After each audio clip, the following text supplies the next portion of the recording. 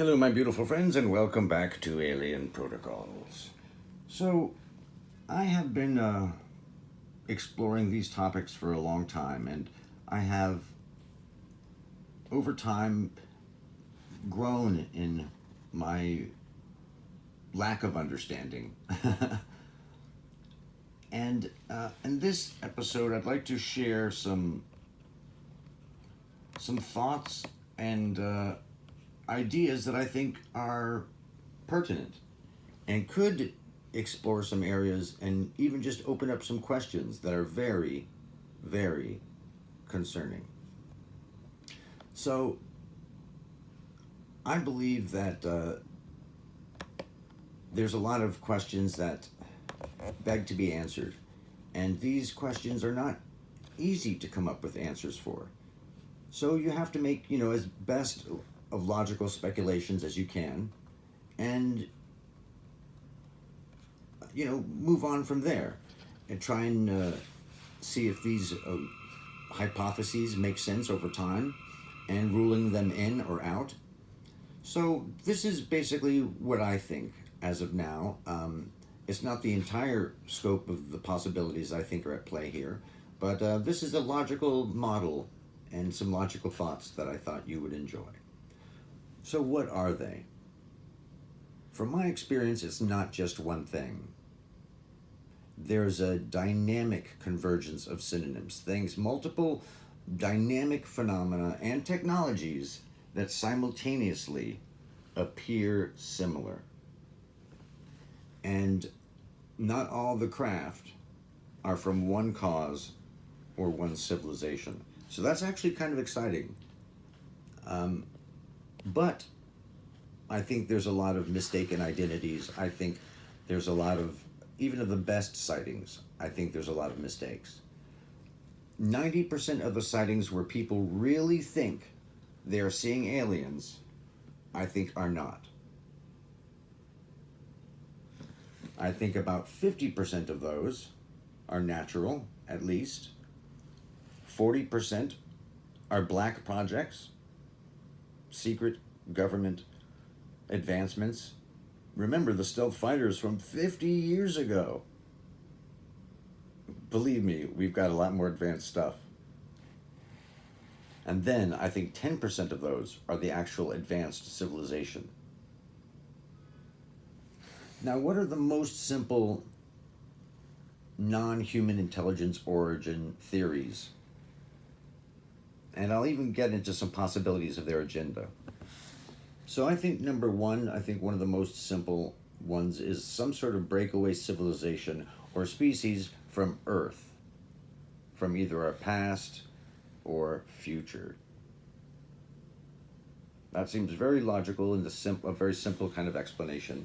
It doesn't require a lot of, incredible dynamics. The second most logical, I think, is, or a very logical alternative is life started on Venus. There's a lot of evidence for that. It panspermiated to Mars, that basic life, but on Mars, it evolved to intelligence. Remember, Mars had oceans and a magnetosphere, and it lost its magnetosphere and its oceans, and now it is a barren planet. And that's a big, big warning to us here on Earth, especially with our magnetosphere fluctuating and likely near the end. So Mars lost its magnetosphere, and these beings, or this intelligence, are the remnants, either solely an artificial intelligence from that civilization, or they're just the visible external workers of a small hidden colony of some kind. Now, there are other possibilities that are very logical. I think it's very logical to assume a distant intelligence sent a probe that landed here and deemed the conditions in our solar system acceptable for data collection. And then it built factories and executes incredibly dynamic pre-programmed orders from that civilization. And those orders, because of their incredible intelligence, can account for almost all the possibilities that the craft could encounter. Or it could be getting its orders in real time from some sort of a technology that we don't understand yet, which is an interesting notion to ponder. So what do these UFO actions, the ones that we witness again and again in the most credible incidents, what do these actions hint about this intelligence, the origins, or even the agenda? Well, I think the craft's movements and actions seem very mechanical. They seem very artificial intelligence-y. Now, their behavior outside of just the movements seems very dry, very efficient, very non-interactive. It also has a sense of this kind of automated nature. Now, are they all one civilization, all the viewings we see, all the different craft? Or are there more than one interacting with us, now or in the past? Here's where it starts to get a little interesting when you really think about it. Now, pardon me just a second here, I want to get everything on screen for you guys.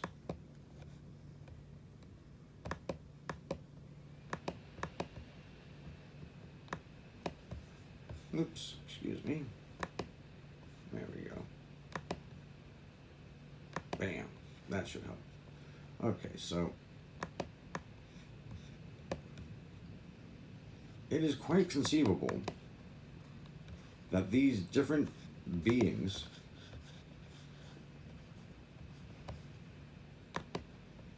could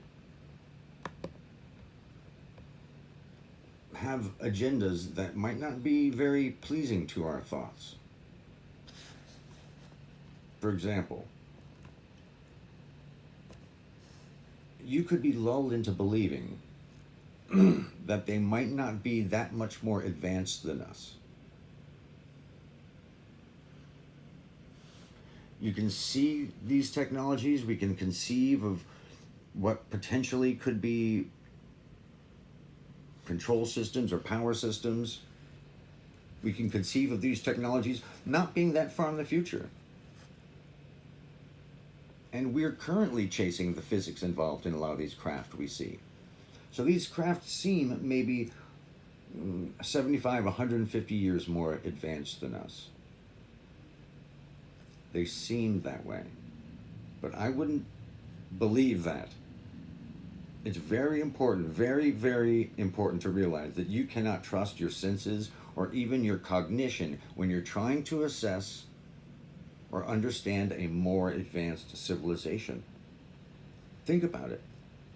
We can trick dogs and cats dramatically. So we cannot trust our own senses or even our cognition. We cannot trust their actions or their motivations. And here's a very big, important notion to consider. Just because of the presence of a more advanced civilization, you have to presume almost immediately that they can or did alter our reality in a way that we cannot perceive or understand. This is huge. Just by the nature of us interacting with advanced civilizations, we should accept the possibility that they have altered our reality in some way. That is a huge notion to consider. Now, what is their agenda? Of course, it could be data. That's my prime theory. Secondarily, they may need materials for their production needs to facilitate the greater and quicker, more efficient gathering of data. Or it could be kind of a zoo maintenance in a strange way. They could be, Jacques Vallée spoke about a control system And he didn't get into details because the implications are huge. UFOs could be part of a control system. Now, if we're in some sort of alternate zoo or some sort of experiment, or we're in an ancestor simulation, why would that happen? Why would they be doing that? Well, in terms of science, they could have historic curiosity. They could want to prevent some sort of future disaster. It could even be, for us, some sort of transcendence exam. You know, a creator could have found that worthy. But look at our technology. So much of our technology is for entertainment. I mean, this could be some sort of next level video game or immersive experience, which wouldn't be impossible looking at our video games now. And if that is true, then one or some of us are players, and either knows or doesn't know even that they are players, and we are just the NPCs. Quite a few well-versed scientists believe that. Another possibility is, like the zoo kind of possibilities, is this creator could be praying that we grow to be of worth, to be worthy of transcendence, which ups the creator's challenge level. That could be a really interesting implication. Now, in terms of the zoo hypothesis, we likely would not see the ones observing us for entertainment or science, just like a zoo. So ultimately, we cannot trust anything. And because of that, I think our wisest recourse is communication, because information is far more valuable. Data is far more valuable than any other form of information. I think information is more powerful to us or valuable than recovering any intentionally inferior technology, which we should also presume this technology is.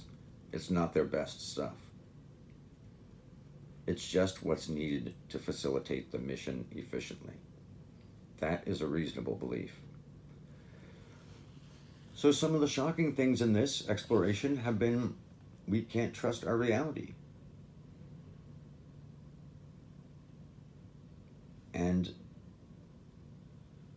I think that is a pretty intense notion. I don't know. What do you guys think about all these thoughts? I would love to hear your perspectives. Much love.